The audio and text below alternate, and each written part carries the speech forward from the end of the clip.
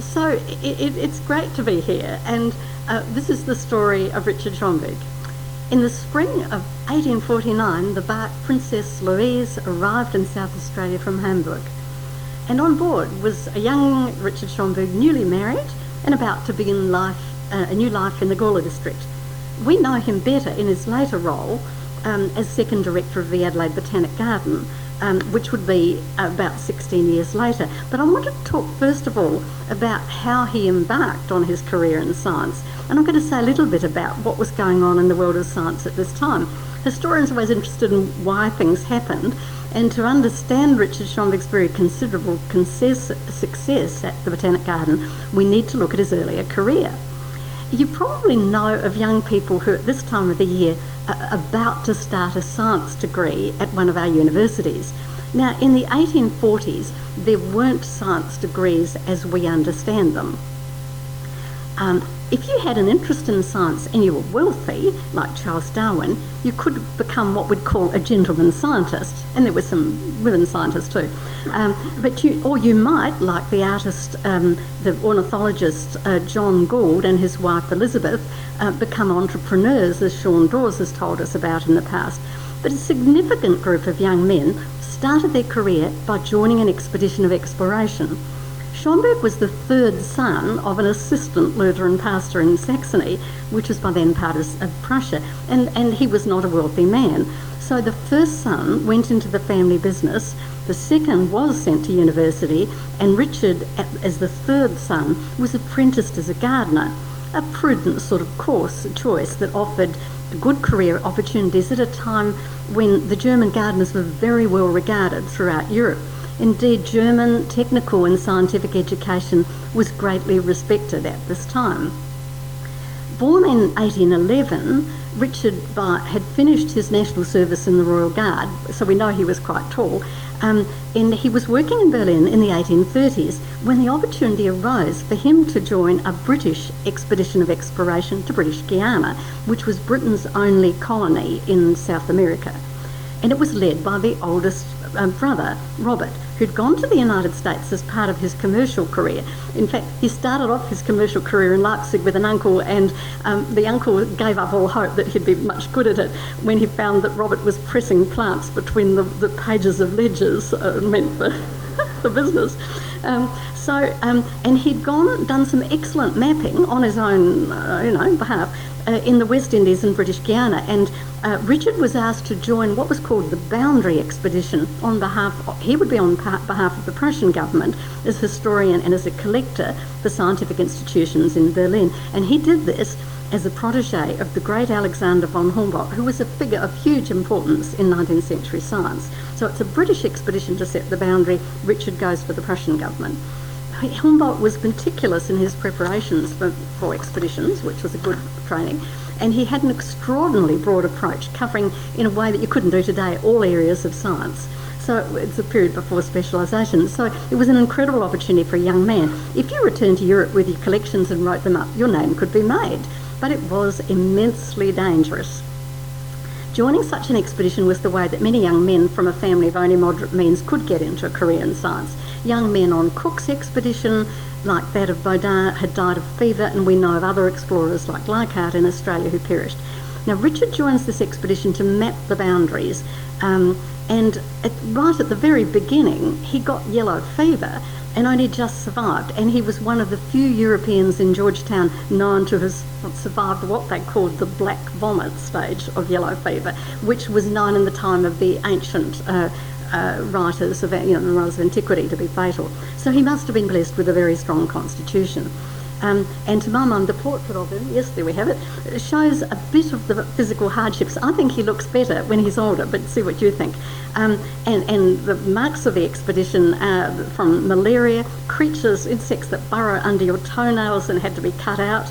He wore his boots in the river because of the piranhas, and then his boots wore out and he had to wear Amerindian sandals. Then there were the long-running problems of getting food supplies and surviving on very little at times. It was, however, in 1842 that he saw the remarkable Victoria Waterlily that we know as Victoria Amazonica. Oh, and this is taken by my brother in Guyana.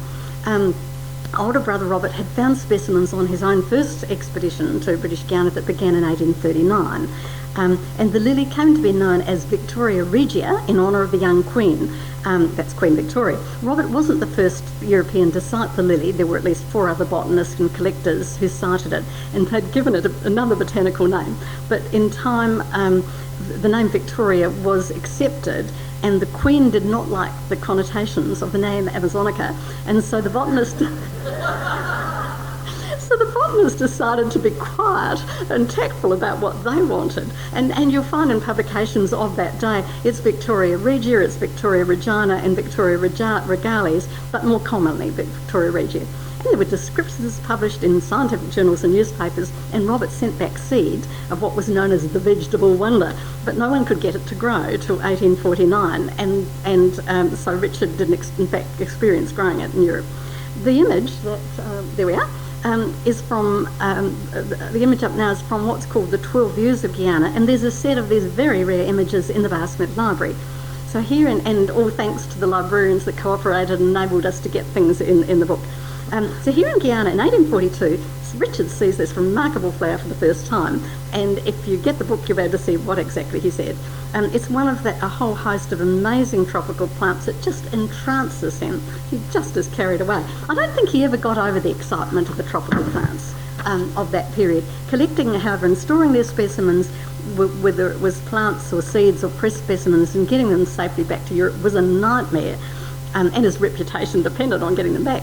I said that if you survived on one of these expeditions, and it was a big if, you could establish your reputation. But even if you got live plants on the ship, you really needed what were known as Wardian cases, a sealed cabinet of glass and wood to protect the plants from changes in temperature and humidity and protect from sea spray. And he couldn't really afford more than a couple. So with his limited means, he used the 2 he had, and I think it was only 2, and then he had pressed specimens, but plant specimens had to be pressed between dried papers, and keeping them dry in wet tropical weather was a total nightmare, with problems ranging from trying to dry the papers in front of a fire at night and keeping them from being damaged when water got into the little canoes. And you can see from the canoes that, and again, these marvellous images from the Bar Smith, there were no roads, so they mostly travelled by river in the little canoes managed by the Indians, or Amerindians we'd say. Another set of disasters arose when specimens were put in faulty preserving spirits that he was sold. Someone duped him, and there's the poor dear. He puts the zoological specimens like little snakes in the spirits, and it's no good. So it was just dreadful. Then there's that's one set of problems with the specimens, but the other was on this long expedition to places where there's hardly any European settlement. They were totally dependent on the help of the people that we call today Amerindians. Now, there were many tribes and they all had their own customs, and one of the tasks of Richard and the expedition artist was to record their appearance and dress and customs, because it was feared correctly that some of the tribes would die out altogether. You had to learn to behave so that to be accepted. The custom might be that when you got to a village, the local chief would totally ignore you for the first 2 or 3 days. Or the custom might be that you had to eat or drink things that tasted disgusting, but you had to have it or insult your host. One of them was pulwari, a very alcoholic drink made in big troughs. The women chewed cassava bread and then spat it out into the trough, and it fermented and made this sort of brew. Some of your guards might just disappear overnight if they decided that part of the trip was too dangerous. Now, I stress this all because I don't think you can understand why he managed so well in Adelaide later on if you don't understand what he's been before, because my guess is that if you could manage to negotiate your way around British Guiana, dealing in Adelaide with politicians and community leaders was something you could cope with like a cinch. And as you'll see, some of his contemporaries weren't so good at it. Anyway, 1844, he survives, he returns to Europe. Older brother Robert had successfully completed the mapping, returned to England to become a career diplomat for the British. He didn't ever come to Australia. And Richard followed by ship to go to Berlin. His zoological specimens, both furred and feathered, dying steadily on the way, and were fed to the remaining ones. But he did take back live orchids and palms and a number of plants and animals successfully. He seems to have spent much of the next few years writing up his travels for publication, and in Berlin he produced his 3-volume work that was sold to subscribers as Reisen in British Guiana.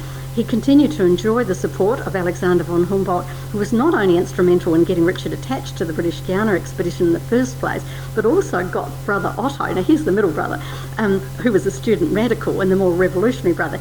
Humboldt gets Otto out of the citadel in Magdeburg, where he's been imprisoned for belonging to a student radical group.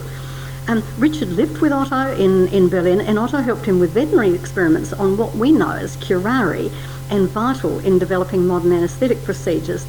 Now, getting the details of this and getting specimens was one, from a medicine man, was one of his coups of the expedition. In Berlin, he was living relatively close to Potsdam, where his fiancée, Pauline, my great-grandmother, and I didn't really like in my childhood at all being called Pauline. I mean, I sort of thought that Pauline was pretty dull, and girls were Margaret and Elizabeth, and anyway, but I'm pleased now. So she had met him when she was only 16, and he was working in the famous Potsdam Gardens of Sanssouci, and she waited all those years for him. And we have the sewing cabinet, have we got it? Coming. He had a sewing cabinet made for her out of British Guiana wood, and it's still in the possession of the family. So the brothers were now active in supporting the campaign for liberal political reform in Prussia. And remember, Richard had spent 3 years with British colleagues on the expedition, was familiar with constitutional monarchy and greater political rights for citizens. In 1848, revolution broke out in Berlin, as it did in other places in Europe. Now, the brothers were supporting not only liberal reforms but radical reforms, such as votes for all adult men. Various reforms were promised by King Frederick IV, but these were soon whittled away, and the Schomburgk brothers and others of a like mind were sufficiently disillusioned that they formed a colonisation society, originally to go to Perth, but they saw the light, heard that Perth wasn't going so well, and decided to come to South Australia. The group was led by Otto and his friend Dr. Carl Mucke, an educator and pastor who, like Richard, had supported the radical cause in 1848, and they attracted a group of about 180 passengers that included businessmen, professional people and skilled people such as carpenters.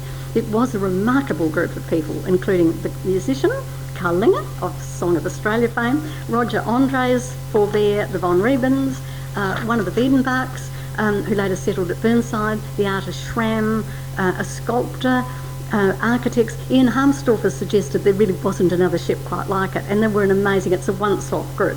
Humboldt's worthy friend, the famous geologist Leopold von Buch, gave the brothers money enough to build a house, and they called their little settlement Buxvelde after him, and it's out of Gawler.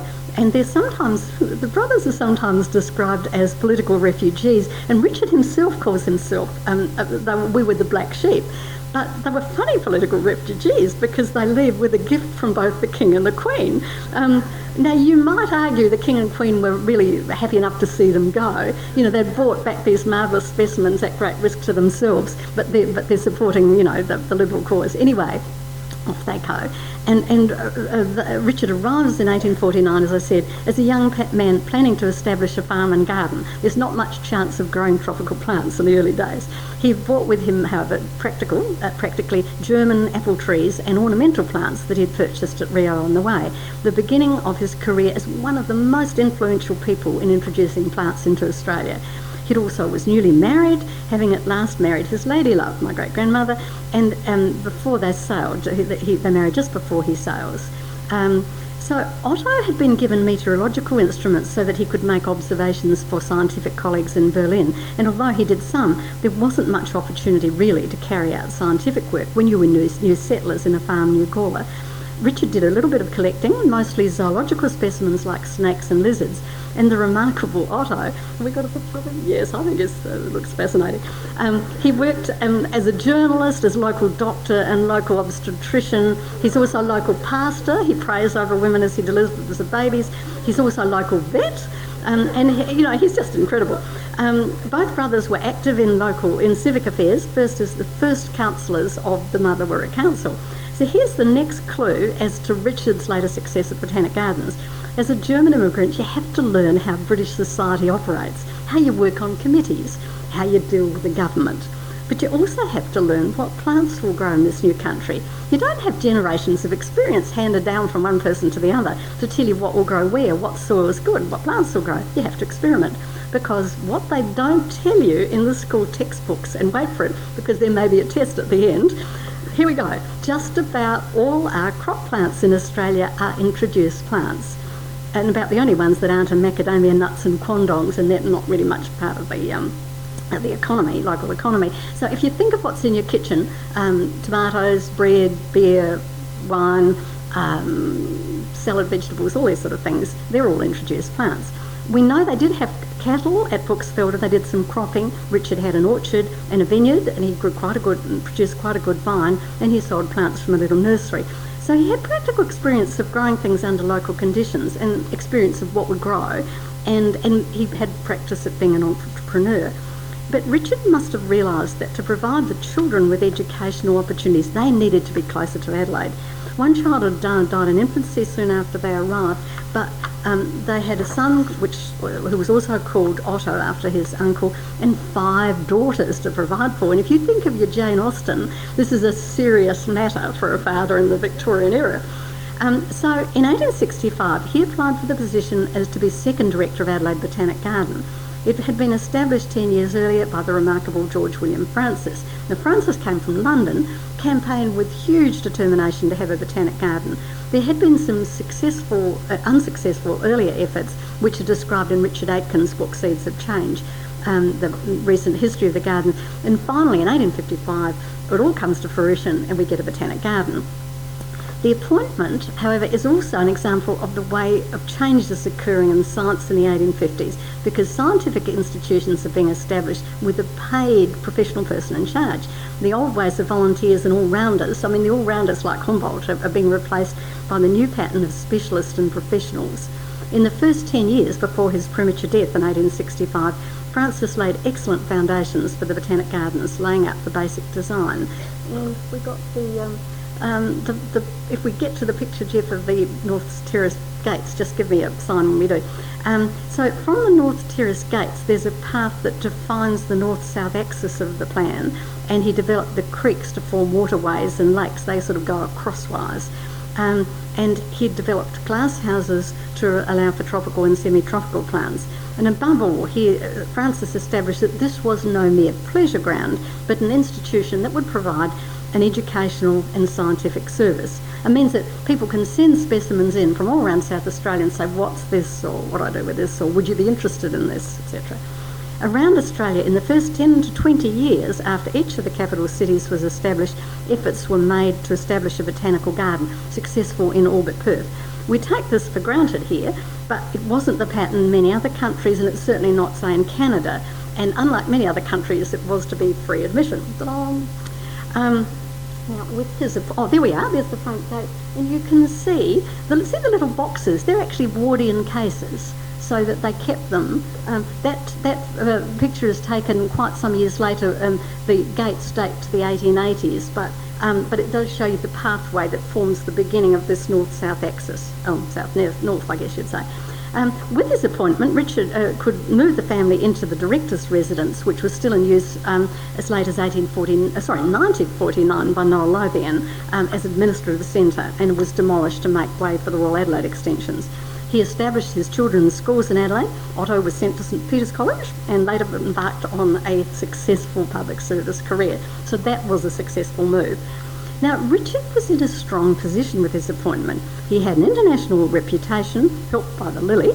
He had practical experience that came of running a farm and garden and vineyard under South Australian conditions. And remember, South Australian soils are quite poor in all sorts of ways, and our climate has long dry summers and quite unreliable rains in the autumn and spring. So there's a lot to practice growing. But he also had the advantage that he was only 54, and with a good deal of life experience, he was well trained by this marvellous German apprenticeship system, so he was trained to work for a client. He had served on committees and local government. Now, the set of requests that he made to the board showed that he'd paid attention to different facets of the work of the garden. He wanted improvements to the heating, for the orchid houses and other glass houses, and that would be popular with visitors who love tropical plants just as he did. There were to be improvements to the animal houses and a new aviary, and that would be popular with family groups, and it was the zoo at this time as well. He would extend the existing rose collection with a new rosary, and this is definitely a popular move. Have we got the rosary? On in a bit. And he would improve labelling and reorganise the herbarium, and this is part of the educational and scientific role. And he'll extend the experimental ground to cater for medicinal plants, pasture plants, and plants that could be used in business and industry. A display of artificial fruit would help educate the public about suitable fruit trees to plant, because there's lots of confusion about the different varieties and wrong names are attached. And in the long run, I think that the request for a proper experimental ground probably had the most significance that's in the long term, in terms of the scientific and educational work of the gardens in the next 25 years, and indeed in the economic development of the colony.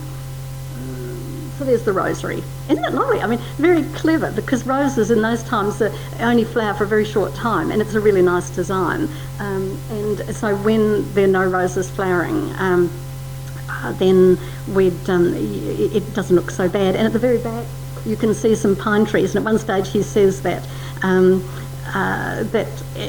some people would think he was a vandal because he had pine trees pulled down because the roots were getting into his roses, and that was after he'd said he was so proud of how well they were growing. That is, the pine trees, and then he has to cut them down.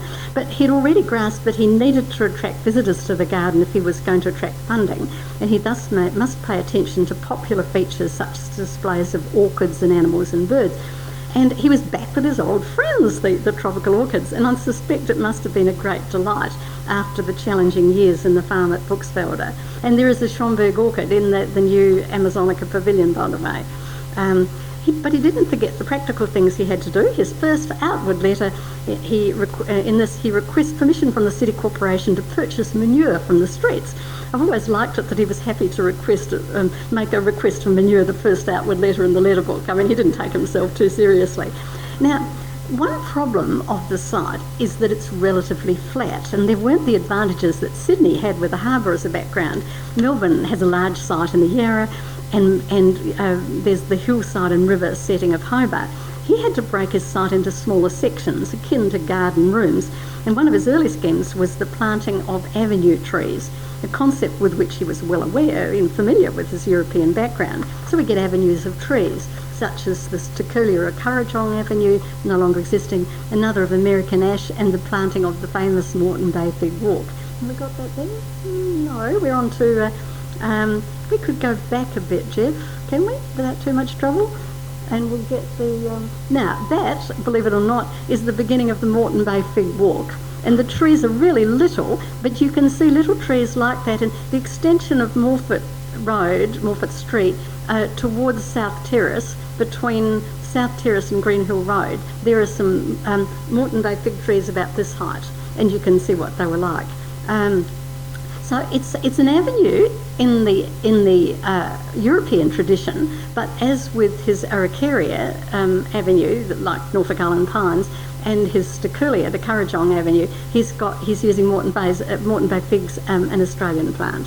And also he has an avenue, by the way, of what we call Pinus radiata, which was introduced. Now, it's all very well if you were a landscape designer like the famous Capability Brown in England, with wealthy clients who can take a long-term view of a garden's development, but these avenues would take a very long time to grow. And in the meantime, he grows, and this is when we can have the statues, Jeff. In the meantime, he can provide features such as statues imported from places like Berlin, and brightly coloured bedding plants or feature plants in ribbon borders, in what was known as parterre planting. And in a way, that rose bed is sort of a parterre design. Now, not all Botanic Gardens directors would countenance the time and effort that was needed, and as we'll see later, in Melbourne, Ferdinand von Müller took a very different approach. But for the present, Schomburgk was installed in his new position, and things were going well. And there were many ornamental plants that visitors enjoyed. And this is in an era with no television or films, no iPods, roads that were either muddy or dusty, and not even a Torrens Lake But what if you could produce a feature, while you're waiting for these avenues to grow, what if you could provide a feature that wasn't only attractive but stunning and newsworthy, something that had a wow factor, something that would bring visitors to Adelaide from miles away? And the answer, folks, is the Victoria lily. Now, the Victoria had proved very hard to grow, but it was grown in England in the period 1849-1850. This is after Richard has left. First by the Duke of Devonshire at Chatsworth and at the Royal Botanic Gardens at Kew. They have a little race between them. The Birmingham Botanic Gardens constructed a Victoria House in 1852. The Victoria was grown in Amsterdam in 1859. Now, Schomburgk had left in 49, so he missed out on these events, and it would require some sleuth work to work out how to grow the Victoria. It was also need a special tank and a special glass house and special funds. And you would need to recreate as best you could the conditions under which it grew in its native Guyana, like you need a water wheel. In England there was this race to have the first Victoria flowering, with the Duke of Devonshire's team at Chatsworth lining up against the Royal Botanic Garden Kew's team. And when they finally got it, they carried the first one in a little, velvet-lined or silk-lined box to show Queen Victoria. Now, Francis had already raised the issue of growing the Victoria with his board when he was alive, noting it would require a special tank and a way of getting movement in the water. Schomburgk himself admitted and wrote in a report or in a letter that it was quite risky because he said some members of the government considered it was an extravagance, and he had no practical experience of growing the lily himself. But they did succeed in Adelaide. And while the staff of the Botanic Gardens in Melbourne picked us and got theirs to flower shortly before Adelaide, they couldn't match our consistent success in subsequent seasons due to good propagation techniques. Adelaide became the only Australian Botanic Garden to regularly cultivate the Victoria after 1868, and it's still going. The excitement produced by this one vegetable wonder, as they called it, this magnificent queen of the aquatics, was comparable, I think, to excitement about Bradman's cricket scores at the Oval in later decades. One newspaper recorded over 5,000 visitors the previous Sunday. They had as many as 30,000 visitors over a 4-week period, and while the 1866 census gave the colony's population, that's the whole colony, as 163,000, they had 300,000 for the whole year. Now, these are pretty amazing figures. And they had a counter at the gate so they could record it. Newspapers printed hour by hour descriptions of the opening of the flower, with the flower described as 13 inches across, or it's our 33 centimetres. It's heavy stuff. Now, not everyone, of course, was pleased. There were always grumpy people writing to the papers, and one complained that it was all being hyped up too much. He referred to a dirty-looking flower, where he admitted it was 30 hours old, and they start to deteriorate quite quickly. He said, "The whole froth that we've heard about the flower is just a little German bumptious brag and nothing else. The water wheel and the leaves are by far the best part of the show." So, look, and people are still disappointed, in the last few weeks if they get there on a day when the flowers just disappeared, or they look at a bud, the big bud, and think that maybe that's the flower. And it is tricky. I was there on New Year's Day, and people were reduced to asking the young man in the bookshop who said incorrectly, "Oh, it only flowers at night." Not true. In fact, what they've done is they've left the light on, I understand. So it's in fact quite hard to predict when it is going to flower, but it's going very well. I think one plant better than the other. But look, at the time, and we took a photo yesterday when it was fully out. Now, Schomburgk really did have a public relations coup. There were incredible crowds coming. The local newspaper referred to the Victoria House or one of the local newspapers referred to the Victoria House as a model of gracefulness, and commented that the immense improvements that have been made during the last few months are a credit to the skill and taste of Dr. Schomburgk and the liberality of the government, which is true. The Observer described the doctor's Victoria House effusively as a Sydenham palace in miniature and his greatest undertaking to date, referring to it as the fairyland that is to be. As the plants grew, there would be a tropical lake embosomed in a semi-tropical forest, an epitome of the most luxuriant scenery in the world. All the art of European horticulture will be employed to display the wonders of American and Indian vegetation. Well, that was the quote. But the Victoria House also had epiphytic and terrestrial orchids and other plants requiring warm, humid conditions, such as croton and Dieffenbachia and Maranta that we grow ourselves today.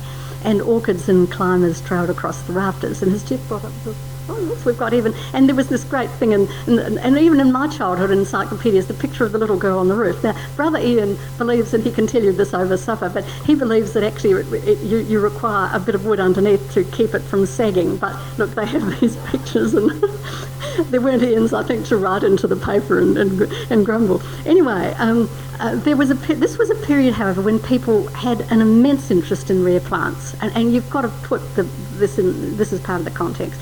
There were plant collectors who went to all corners of the earth collecting plants, like the Schomburgk brothers did, risking life and limb, literally. There were people who spent vast amounts on rare plants. Now, one man in Manchester in the 1830s paid over 300 guineas for a rare orchid, which is, I think Schomburgk's salary rose from about £400 a year to about 600. It's just unbelievable. It would be like buying a Lamborghini or Ferrari sports car today.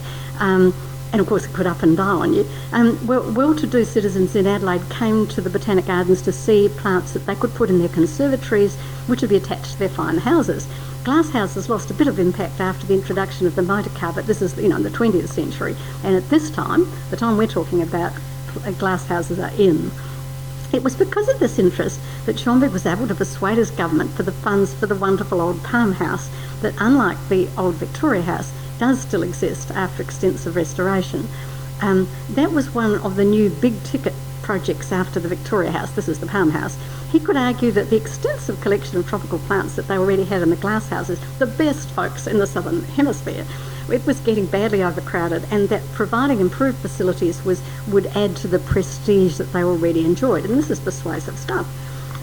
So where would it come from? The plants that they put in. They did purchase some from commercial nurseries, but the exchange system that was absolutely vital in building up a big and varied collection, and Adelaide did have a very big collection by world standards, people sort of assume often that the exchange system would be one where Kew in England is at the centre, because Adelaide's part of the British Empire. But my own research showed that while Kew was indeed important, places such as Buitenzorg in Java, and of all places, St. Petersburg in Russia, were also of immense importance in exchanges. Schomburgk had a buddy in St. Petersburg who was another German botanist called Regel. And it's like today, it's not only what you know, but who you know. And he's exchanging with the group in Java, who were no doubt very pleased to have someone nearby, also interested in what they were interested, both tropical plants and economic plants. And they've got a big team, a big Dutch team there. And as far as crop plants were concerned, there were really important exchanges with the United States, which after the Civil War built up its agricultural stations. But back to tropical plants and the Palm House. The Palm House came prefabricated from Bremen. We got it up?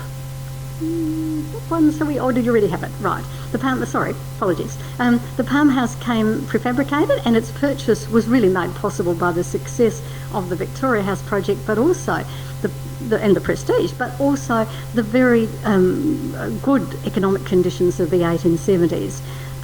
The Victoria House had been basically a simple timber construction they could build themselves, but the damp and heat needed for their plants led the structure to rot away. The new Palm House that opened in 1877 was really state-of-the-art, incorporating both new techniques in heating and ventilation and new techniques of producing both iron and glass. Adelaide's old Palm House, now restored, is the finest Victorian glass house remaining in Australia, and to our knowledge the only remaining example of this kind of German wrought iron and cast iron conservatory in the world. It really is a treasure. Outside, the waterways and lakes were steadily improved, and water lilies and other aquatic plants could be grown outside in what they called the aquarium. And I've got this little known image, which I've got in the book, a very little known, showing an attractive pool and a statue that Schomburgk acquired called Venus Arising from the Sea. I think he saw one in Sydney that he liked and had it copied or something like it. I think it collapsed when it was moved in the 1950s. Does anyone remember it? Do we have anyone in the audience that remember the old statue? But anyway, I believe it collapsed in the 1950s. And in the background you can see the old wood museum, which is the Brownie building in the back, which I think they said was based on the proportions of the Parthenon. Anyway, it was used for exhibits. Francis had it built, and it's a very early museum for South Australia. Schomburgk began a campaign in his own inimitable style, using his persuasive powers, that he needed a bigger museum. And I think the prosperous times in the colony made it another big ticket item possible in a way that wouldn't have been possible in the depressed 1890s when his successor took office. So we have, as a result, the charming old Museum of Economic Botany still existing. Like the Palm House, there's nothing like it in the other Australian Botanic Gardens, and this was to play an important part in the educational and scientific role of the gardens. It's now got to be closed. Did some of you get to see the exhibition in the last few weeks? There's been a marvellous exhibition in the museum, but it's now closed to begin restoration for quite some months. So it's a bit sad, but it's all in the good cause. And in that exhibition that we've just had in the Museum of Economic Botany from November, they've had some of these marvellous images that I showed you before from the Bar Smith collection of the British Guiana expedition. And for those who missed out, I'm hoping, apart from there are some in the book, I'm hoping that we'll be able to organise a display in the Bar Smith Library. That's yet to be negotiated. We were able to reproduce, as I said, some of these images in the Diplomatic Garden of the new book, and quite late in the production process, we decided that though it would add a bit to the cost, we'd enlarge the format of the book and put in more colour illustrations so we could accommodate this. And one reason was that I discovered that our family copies of the original German Reisen in British Guiana, Travels in British Guiana, was so rare that the only library copy that people can find for me are known to be, it's held in the University of Tasmania library, so there isn't another one of this rare German collection, and I've included some of the engravings in the book. By the way, I've referred to Schomburgk establishing avenues of trees, and then there was the big project of establishing and planting Botanic Park. This not only provided a great recreation area that's used so much today, but was a way of showing what trees would grow under South Australian conditions, both for private properties and civic planting. And at this time, Pinus radiata became a major forest plantation species, and Schomburgk and his German colleague F.E.H.W. Krickhoff, Henry's great forebear, were instrumental in having legislation passed that provided for a properly funded forest service. Like Roseworthy's Agricultural College, it was the first of its kind in Australia, and the contribution of people such as the German-trained Schomburgk, Kalmucki, Krickhoff and MPF Bazadow was pivotal in its development. These large trees were a far cry from the waterlily, but if people were attracted to the Botanic Gardens by the ornamental plants, they were also exposed to other displays. So a family group might come to the gardens and see the tropical plants, and then the parents might think it was instructive for the children to see displays in the Museum of Economic Botany. And while they were there, father might see a display on perhaps mustard seed and think maybe his factory could manufacture mustard, and nearby other parents who are farmers might see a display and wonder if they could grow mustard seed, or else they see a display of pasture grasses or a display on noxious weeds. One nice touch was in the museum there was a display on the Aboriginal use of plants for medicinal plants for medicinal purposes used by Aboriginal people, provided by Paul Fulcher, the famous police inspector in the Northern Territory. Schomburgk, of course, was very familiar with the fact that Indigenous people had a special knowledge of plant products, and to our knowledge, the bigger museum in North Terrace didn't have these sort of displays of Aboriginal use of plants. And it's a nice touch of us, for those of us who sometimes need anaesthetics, that Schomburgk had a sample of curare in the museum too, because it's the muscle relaxant that enables modern anaesthetics. I mentioned crop plants, and it's important research into crop plants was carried on suitable for our climate. At the time, look, the Botanic Gardens is like an all-purpose institution that does work later done by Roseworthy College, the Department of Agriculture, the Wade Institute and the CSIRO. There were trials of pasture grasses, crop plants such as canola, then called rape, and lentils, and 3 of great importance, sultana vines. Phylloxera-free rootstock for vines, so we don't get phylloxera in South Australia, and wheat varieties, some very important influential wheat varieties. So this experimental ground is really important. Again, means using contacts all around the world. I keep stressing this balanced approach that was the Schomburgk trademark. And you might say, well, look, didn't the other Botanic Garden directors manage this? And the answer is no. 2 classic examples are Gerhard Kreft in the Australian Museum in Sydney, dismissed. He locks himself up in his quarters and refuses to leave. And the other was Ferdinand von Muller in Melbourne, a German contemporary, a clever, hard-working man, an infinitely better taxonomist than Schomburgk, but not good for keeping the government and the people happy. Like the famous botanist Hooker at Kew, he thought that paying a lot of attention to attractive floral displays was really a waste of a proper botanist's time. Von Muller put in his class ground, where plants are organised according to botanical family, nice and early, in neat, tidy lines. Schomburgk realised that this would not be to the average person's taste and waited until he had a display like the display in the Victoria House behind him before he put in his class ground. And meanwhile he grew big avenues of trees. Jeff, did we have that picture of the class ground? Can we find it? Yes. Von Muller was ousted in time as director of the Botanic Gardens in Melbourne, and although he stayed on as a much respected botanist working on his collections next door, he never forgave them and wouldn't go back into the Botanic Gardens. I think Schomburgk's initial training as a gardener taught him to work with the client and pace his work to fit in with client expectations. The reward was that Adelaide Botanic Garden became the best funded colonial botanic garden in Australia in his day in terms of funding per head of population. And as I said, the gardens were known as Dr. Schomburgk's gardens, and he wrote later in life that he'd become the people's pet. Very much under the shadow of his two able older brothers when he was younger, and frequently confused with Robert even today, he came into his own in middle age. And when you think of our ageing population, it's comforting to know that he began his successful Botanic Gardens career in his mid-50s and worked until his 80th year. In many years, he benefited from the fact that in colonial Australia, the practical man and the practical approach was highly valued. He does seem to have been at a disadvantage by being a person of German origin. People respected German scientific and technical training. He was active in mainstream groups. For instance, the family attended the Anglican Church of St Paul's in Pulteney Street, like many of the other middle-class German families. And unlike the bachelor Ferdinand von Muller in Melbourne, he did not wear eccentric clothes. And if you have 5 daughters, they're likely to sort you out anyway.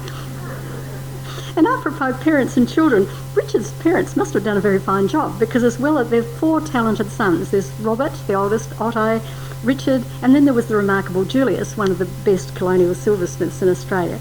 But above all, success came not only from good fortune, but by being practical and good-natured, respecting different groups in society and being able to work with them, and being a plantsman, someone who loves plants for their own sake. Thank you.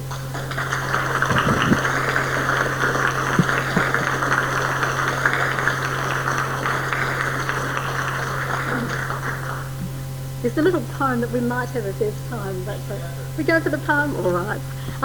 Some of you will have heard it when I've given talks before, but it's sort of cute. So when Richard was offered the job, he was offered the job, it seems, of the Melbourne Botanic Gardens after von Muller was ousted. I don't think von Muller probably was very pleased about this. They didn't get on very well later. And this is the poem from Melbourne, and who writes to Schomburgk, "Come live with me and trim my groves, for well thy Adelaide village proves that square and terrace, park and field, to Schomburgk's taste and skill must yield.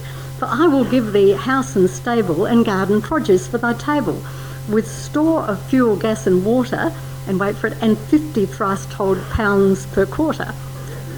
And Schomburgk's reply is, "It may be, ma'am, if I were young, I'd list to thine inviting tongue. Thy offer now no impulse moves to live with thee and trim thy groves. Thy liberal terms, I briefly scan 'em. Thy extra salary per annum. Yet still my resolution hardens to stick to Adelaide's dear old gardens. But could friends part and hearts not bleed, had life no past and had age more need, then perhaps I'd come by slow removes to live with thee and trim thy groves."